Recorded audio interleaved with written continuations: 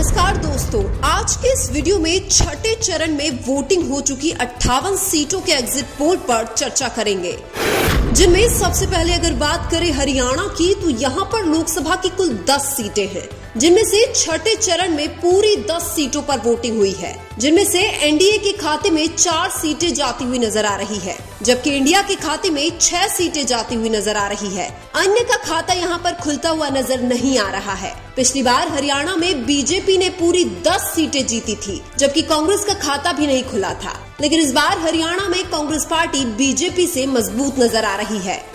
इसके बाद अगर बात करें बिहार की तो यहाँ पर लोकसभा की कुल 40 सीटें हैं, जिनमें से छठे चरण में 8 सीटों पर वोटिंग हुई है, जिनमें से एनडीए के खाते में 3 सीटें जाती हुई नजर आ रही है, जबकि इंडिया के खाते में 5 सीटें जाती हुई नजर आ रही है। अन्य का खाता यहाँ पर खुलता हुआ नजर नहीं आ रहा है। बिहार में पिछली बार एनडीए बहुत मजबूत थी, लेकिन इस बार नीतीश कुमार के बार बार दल बदलने से तेजस्वी यादव की आरजेडी को फायदा होता हुआ दिखाई दे रहा है। इसके बाद अगर बात करें झारखंड की तो यहाँ पर लोकसभा की कुल 14 सीटें हैं, जिनमें से छठे चरण में 4 सीटों पर वोटिंग हुई है, जिनमें से एनडीए के खाते में 1 सीट जाती हुई नजर आ रही है, जबकि इंडिया के खाते में 3 सीटें जाती हुई नजर आ रही है। अन्य का खाता यहाँ पर खुलता हुआ नजर नहीं आ रहा है। झारखंड में पूर्व मुख्यमंत्री हेमंत सोरेन की गिरफ्तारी के बाद यहाँ एनडीए को नुकसान होता हुआ दिखाई दे रहा है। इसके बाद अगर बात करें उड़ीसा की तो यहाँ पर लोकसभा की कुल 21 सीटें हैं, जिनमें से छठे चरण में 6 सीटों पर वोटिंग हुई है, जिनमें से एनडीए के खाते में 1 सीट जाती हुई नजर आ रही है, जबकि इंडिया के खाते में 1 भी सीट जाती हुई नजर नहीं आ रही है। लेकिन यहाँ पर अन्य के खाते में 5 सीटें जाती हुई नजर आ रही है, जिनमें ये 5 सीटें बीजेडी के खाते में जाती हुई नजर आ रही है। उड़ीसा में एनडीए और इंडिया दोनों ही कमजोर नजर आ रही है। यहाँ पर बीजेडी सबसे मजबूत नजर आ रही है। इसके बाद अगर बात करें उत्तर प्रदेश की तो यहाँ पर लोकसभा की कुल 80 सीटें हैं, जिनमें से छठे चरण में 14 सीटों पर वोटिंग हुई है, जिनमें से एनडीए के खाते में 9 सीटें जाती हुई नजर आ रही है, जबकि इंडिया के खाते में 5 सीटें जाती हुई नजर आ रही है। अन्य का खाता यहाँ पर खुलता हुआ नजर नहीं आ रहा है। यूपी में योगी आदित्यनाथ की वजह से आज भी बीजेपी और एनडीए मजबूत नजर आ रही है।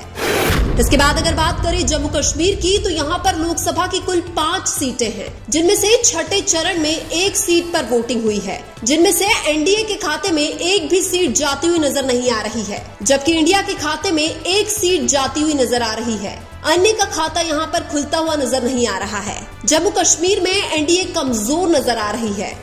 इसके बाद अगर बात करें पश्चिम बंगाल की तो यहाँ पर लोकसभा की कुल 42 सीटें हैं, जिनमें से छठे चरण में 8 सीटों पर वोटिंग हुई है, जिनमें से एनडीए के खाते में 2 सीटें जाती हुई नजर आ रही है, जबकि इंडिया के खाते में 1 भी सीट जाती हुई नजर नहीं आ रही है। लेकिन यहाँ पर अन्य के खाते में 6 सीटें जाती हुई नजर आ रही है, जिनमें ये 6 सीटें टीएमसी के खाते में जाती हुई नजर आ रही है। पश्चिम बंगाल में भी एनडीए और इंडिया दोनों ही कमजोर नजर आ रही है। इसके बाद अगर बात करें दिल्ली की तो यहाँ पर लोकसभा की कुल 7 सीटें हैं, जिनमें से छठे चरण में पूरी 7 सीटों पर वोटिंग हुई है, जिनमें से एनडीए के खाते में 1 भी सीट जाती हुई नजर नहीं आ रही है, जबकि इंडिया के खाते में 7 सीटें जाती हुई नजर आ रही है। अन्य का खाता यहाँ पर खुलता हुआ नजर नहीं आ रहा है। दिल्ली के मुख्यमंत्री की चुनाव से पहले गिरफ्तारी और वोटिंग से पहले बेल मिलने से यहाँ इंडिया गठबंधन मजबूत नजर आ रहा है। अगर ओवरऑल छठे चरण की 58 सीटों की चर्चा करें तो एनडीए के खाते में 18 से 20 सीटें जाने की संभावना है, जबकि इंडिया के खाते में 27 से 30 सीटें जाने की संभावना है। इसके अलावा टीएमसी के खाते में 6 सीटें जाने की संभावना है। इसके अलावा बीजेडी के खाते में 5 सीटें जाने की संभावना है। लेकिन आपके अनुसार 2024 में किसकी सरकार बनेगी? कमेंट करके जरूर बताएं। वीडियो अच्छा लगा तो लाइक कीजिए और हमारे चैनल मीणा की आवाज को सब्सक्राइब कीजिए। धन्यवाद।